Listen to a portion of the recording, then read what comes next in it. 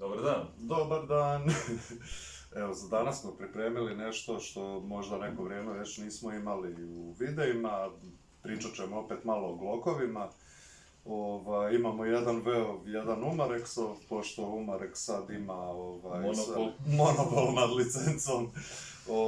Tako da ništa, ovo nije Glock, nego ovo je GeForce 17. Samo izgleda ko Glock. Samo izgleda. Znači, u principu, replika Glocka, GBB, zeleni plin, 1 Joule,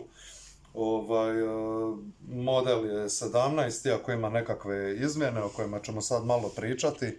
Naprimjer, ima ovdje otvorene rupe za, recimo, nekakvo hlađenje cijevi, kad bi to bio pravi ili tako nešto. Tako da se vidi ova zlatna cijev, zlatni ovaj poklopac. I znači klasičan 17 model, osim što ima na primjer ovako ova dodatna rebrenja, tako da na primjer da je pravi moglo bi se vrlo lako ovako provjeriti da li je metak u cijevi. Stvarno je udoban je i sa rukavicama i bez. Imamo ovaj trigger guard koji je malo drugačiji nego klasični G17. I imamo ergonomsku držku, naravno, sa ovim motorima za prste. Ovdje imamo lagano da što ljepše sjedi u rukama, da imamo mjesta za sve prste. Imamo tu oznake od V-a, nekakve sitne detalje kao što je ovaj tu kao duplo V u nekakvom atomu ili nešto. Onda ovako imamo tu nekakvu lubanju isto. Isto po čemu se razlikuje, većina Glockova zapravo nema ova optička vlakna na prednjem i zadnjem ciljniku. Znači na zadnjem su crveni, na prednjem zeleni, sad ne znam koliko će se to vidjeti. Ali uvijek nam je drago vidjeti ta optička vlakna na nišanima, jer se stvarno puno bolje vidi. Mislim, i ove točke su ok, ali ovo je po nama nekakva najbolja opcija. Znači imamo također ova kao rebrenja koja su po cijelom pistol gripu i dolje imamo ovaj prošireni dio za lakše umetanje spremnika. Također trigger je malo drukčiji, ima isti ovaj osigurač, ima isto nekakve oznake što izgleda fora, tako da trigger je stvarno udoban. Lako ga je pritisnuti, opet nije onako prelagan da ga, ne znam, aktivira vjetar ili nešto slično. Uz njega se dobije i ovaj beaver tail nastavak. Znači ovdje ima jedan pin koji se izvadi, imamo dodatni malo duži pin koji se zamijeni i imate još udobniju i još više ergonomičnu držku, koja je stvarno ovako udobno. Baš smo komentirali prije videa kako ovi Veovi Glockovi onako, ne znam koliko ih je pametno uspoređivati po kvaliteti, ali onako ima dosta konkretan osjećaj u ruci, onako ko da je malo čvršći, robusniji nego Umarexovi, iako Umarexovi su slični originalu, ali ovo ima onako nekakav konkretniji osjećaj, onako ko da stvarno držite pravi pištolj u ruci. Ali pravi Glockovi su, imaju isti fil u ruci, tako da je ono... Tako da. Ništa, rastavlja se isto kao i pravi, imamo ovdje isto jednu kočnicu, Picatinny lišinu za kojekakve nastavke, lampe, lasere i slično. Ovdje isto imamo nekakve oznake, ne bi znao koji je ovo jezik. Mordor, da.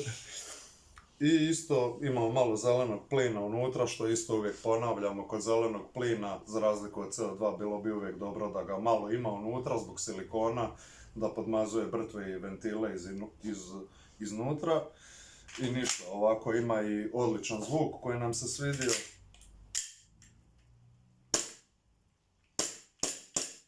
Znači konkretan trzaj, konkretan zvuk koji vas sigurno neće razočarati. Evo. Ja sam izabrao ovu malo milsimasti Glock, na ovom piše Glock.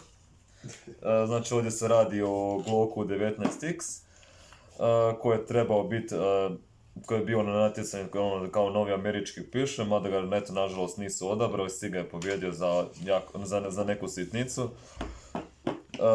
Znači ovaj Glock ima original oznake, znači imate Glockove oznake ovdje, ovdje i još ovdje i ovdje da ne bi slučajno zaboravili da se ovdje radi o Glocku. Znači ovo je Glock 19X, on je u biti spoj Glocka 19 i 17, znači navlaka i cijev su mu onak skraćeni kao kod Glocka 19, dok mu je drška full size kao kod Glocka 17, što za ljude sa većim rukama poput mene je idealno. I pošto se radi o novijem Glocku, ima neka svoja poboljšanja, kao što ova drška je puno recimo ergonomičnija nego što je to bilo na starijim modelima. Također više nisu Glock kockica, nego imaju sad ovako malo zaobljeniji taj prednji dio. Nišani su standardni Glock nišani. I ovdje su također sa jedne i s druge strane su ove polugice za rastavljanje, znači morate ih obje u isto vrijeme stisnuti prema dole kako bi skinuli navlaku. Slide release je ambidextrous, znači imate možete ga i s ove strane, a možete ga i s ove strane otpustiti, tako da je ovaj lefty friendly, što je ono super stvar za ljevake. Ne moraju se naučiti na desnu stranu. Također ovaj Glock ima ovako kao i svi ostali rail za dodatke, neke lampe, lasere i slično. I klasični Glock okidač koji ima ovu kočnicu, znači ako ga povučete tu, neće okinuti, dok recimo kad ga stisnete baš sa prstom, sa namjerom, onda će u biti i opucati. I još jedan feature od ovog Glocka, znači on dolazi ovdje, ima da možete staviti lanyard kako ga ne bi izgubili, a čak i ako vam je to iz nekog razloga da to uspijete pokidat, on i dalje ima ovdje rupu tako da ga možete provući lanyard i ovdje, kao kod nekih starijih Glock modela. I čekić je naravno ovaj uvučeni standardni Glock. Ovdje se radi o replici na zeleni plin, znači spremnik je, puni se ovdje, mada to je sad skriveno radi realizma, tako da kad punite plin samo ga povučete ovo tu crno i onda ga ovdje punite. I također tu i to podmazujete, kao i gornji ventil. I eto. Da, još sam zaboravio reći ovaj Glock također ima iznutra navoj za adapter za prigušivač, tako da na ovaj se može staviti i prigušivač, a većina Umarexovih nažalost još uvijek nema tu opciju. Da, eto šteta, i ovo je jedan po meni odličan Glock, po meni čak i najljepši Glock 19X, definitivno. I eto, ako imate još nekih pitanja, ili ako želite vidjeti neke druge replike, dijelove opreme i slično, pišite na komentarima.